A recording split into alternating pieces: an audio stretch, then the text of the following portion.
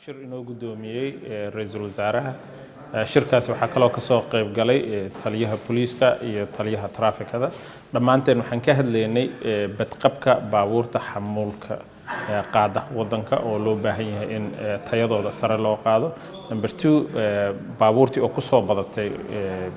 dekada iyo wadooyinka dekada oo dhan oo aad u tira batay alxamdulillah xilligii coronavirus uu jiray ayaa waxa dhacay in canshuur dhaaf ama canshuurta laga yareeyay raashinka yimaado taas ayaa waxay keentay in wadanka uu soo galo maraakiib badan ay timaado oo raashin wada taasna waxay keentay in baabuurta loo baahan yahay gudaha looga baahan yahay dekada ay soo bataan tii oo keentay in jidadka oo dhan ay buuxsamaan marka waxaan ka wada hadlaynay sidii baabuurta amnigooda badqabkoodana kor loogu qaadi lahaa amniga baabuurta loo xasilin lahaa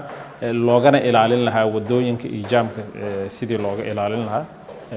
arintaasna go'aano ayaa laga gaaray go'aanadiina hadda ayaan fulintooda insha Allah tacaala aan galayna waxa kale oo dib u bilaabeynaa insha Allah tacaala sidii badqabka baabuurta oo dhan aan tayadooda kor ugu qaadi lahayn oo ahaa shuruuciyo jiray muddo hore ayaan dib u bilaabeynaa insha Allah tacaala baabuurta waaweyn waxaan u sameynaynaa meel holding areas oo inta ay dekada ka galayaan xamuulkooda ay ka soo qaadayaan jidadka ahayn oo lagu sii hayo haddii Ilaahay ka raali noqdo iyo sidii aan ugu fududeyn lahayn dekada marka ay alaabta ka soo degto baabuurku uu galo isla markii inuu ka soo qaato uu soo baxo service-kooda loogu dadejin lahaa meesha hadda